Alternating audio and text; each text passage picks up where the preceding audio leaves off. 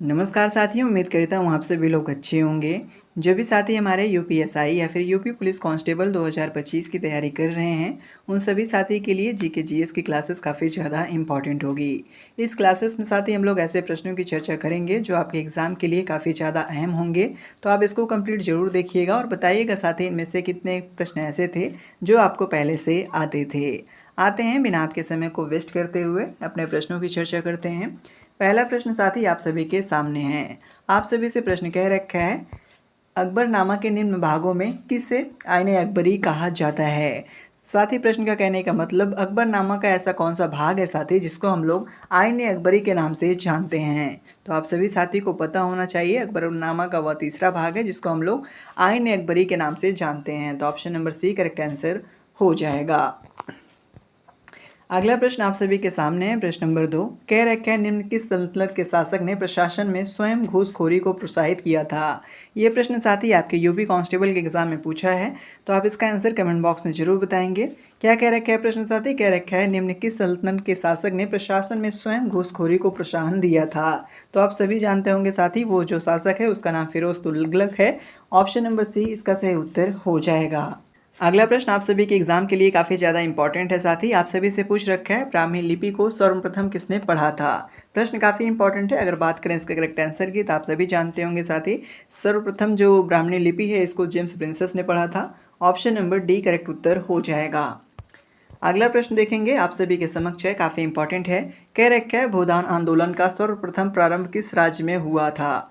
अगर बात करें साथी भूदान आंदोलन की, इसकी जो शुरुआत है सबसे पहले किस राज्य में हुई थी। ऑप्शंस में आपको आंध्र प्रदेश दे रखा है, कर्नाटक दे रखा है, तमिलनाडु दे रखा है और उत्तर प्रदेश दे रखा है। आप सभी साथी जानते होंगे भूदान आंदोलन सबसे पहले जो है आंध्र प्रदेश में शुरू किया गया था, यानी ऑप्शन नंबर ए इसका करेक्ट आंसर हो जाएगा। अगला प्रश्न देखेंगे आप सभी के सामने है, काफ़ी इंपॉर्टेंट है, हिस्ट्री से रिलेटेड पूछा गया प्रश्न है। कह रखा है, गदर पार्टी की स्थापना हुई थी। जो साथी गदर पार्टी है इसकी स्थापना कहाँ पर हुई थी। क्या अफगानिस्तान में हुई थी, या फिर बर्मा में हुई थी, या फिर इंग्लैंड में हुई थी, या फिर साथी यूएसए में हुई थी। आप सभी जानते होंगे गदर पार्टी की स्थापना जो है साथी वो संयुक्त राज्य अमेरिका में हुई थी। Option number D correct answer हो जाएगा। अगले प्रश्न की चर्चा करेंगे। अगला प्रश्न आप सभी के समक्ष है, कह रखा है साथी निम्न में से कौन सा रूपांतरित चट्टानों का उदाहरण नहीं है। ये प्रश्न जो है साथी ज्योग्राफी से रिलेटेड पूछा गया प्रश्न है। क्या कह रखा है, इनमें से कौन सा ऐसा साथी चट्टान है, रूपांतरित चट्टान है, जो उसका मतलब ऐसी कौन सी चट्टान है जो रूपांतरित चट्टानों का उदाहरण नहीं है। ऑप्शन देखते हैं। ऑप्शंस में क्या दे रखा है साथी, संगमरमर दे रखा है। संगमरमर आप सभी जानते होंगे एक प्रकार की रूपांतरित चट्टान होती है, दैट मीन इसका उदाहरण होता है। क्वार्टजाइट जो है साथी ये भी इसी का उदाहरण है। स्लेट जो है इसका ही उदाहरण है, यानी ग्रेनाइट जो है ये साथी रूपांतरित चट्टान नहीं होती है। और यही पूछा है कौन सा इनमें आपका रूपांतरित चट्टान का उदाहरण नहीं है, तो option number D correct answer हो जाएगा।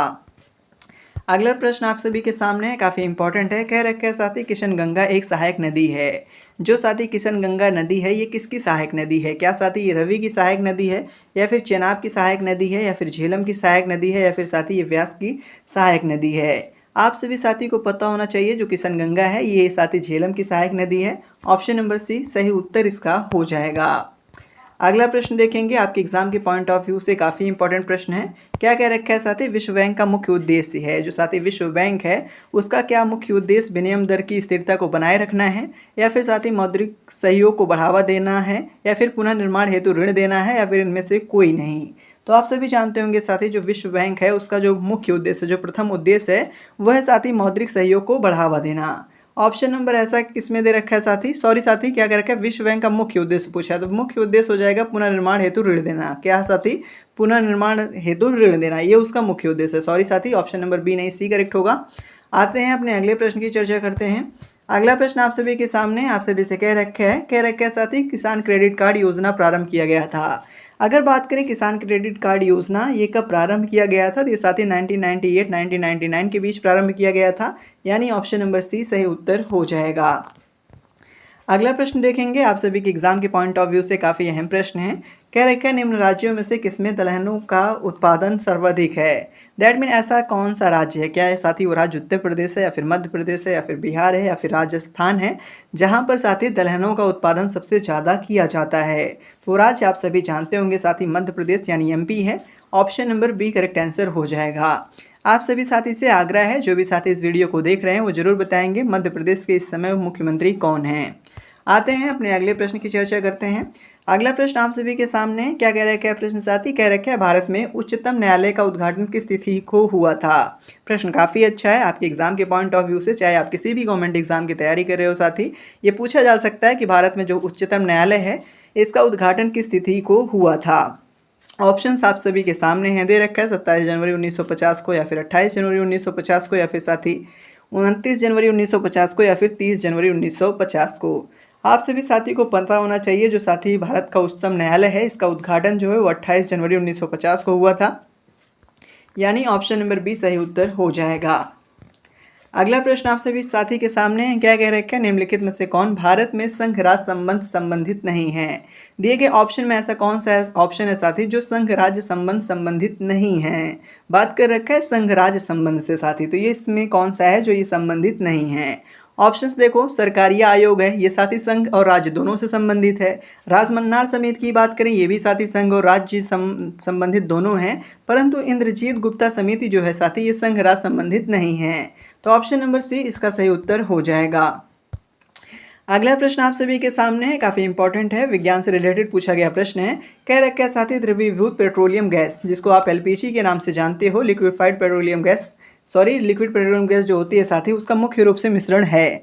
क्या वो उसमें साथी ब्यूटोन और इसोब्यूटोन पाया जाता है, या फिर प्रोपेन और इसोब्यूटेन पाया जाता है, या फिर प्रोपेन और ब्यूटेन पाया जाता है, या फिर साथी प्रोपेन और टेट्रालिन पाया जाता है। बात करें इसके करेक्ट आंसर की, तो जो साथी द्रवीभूत पेट्रोलियम गैस होती है उसमें क्या पाया जाता है, तो उसमें साथी जो है प्रोपेन और ब्यूटेन पाई जाती है, दोनों गैसें पाई जाती हैं। ऑप्शन नंबर सी सही उत्तर हो जाएगा। अगला प्रश्न देखेंगे आप सभी के समक्ष है, काफ़ी इंपॉर्टेंट भी है। क्या कह रखा है प्रश्न साथी? जो वर्षा की बूंद होती है वो किसके कारण गोलाकार होती है। वर्षा की जो बूंद है साथी वो किस कारण गोलाकार होती है। क्या साथी द्रव्य के घनत्व के कारण होती है, या फिर पृष्ठ तनाव, या फिर जिसको आप सरफेस टेंशन कहते हो इसके कारण होती है, या फिर साथी वायुमंडलीय दाब के कारण होती है, या फिर साथी गुरुत्वीय बल के कारण होती है। आप सभी जानते होंगे साथी जो वर्षा की बूंद है जो उसके पृष्ठ पर यानी जो उसका सरफेस होता है साथी उस पर जब फोर्स लगती है यानी पृष्ठ तनाव जब लगता है साथी तभी वो उसका आकार जो है वो गोल होता है, यानी ऑप्शन नंबर बी सही उत्तर हो जाएगा। जो वर्षा की बूंद है साथी वो पृष्ठ तनाव के कारण गोलाकार होती है। अगला प्रश्न देखेंगे आप सभी के समक्ष है, काफ़ी इंपॉर्टेंट भी है, इसका आंसर आप सभी कमेंट बॉक्स में जरूर बताओ।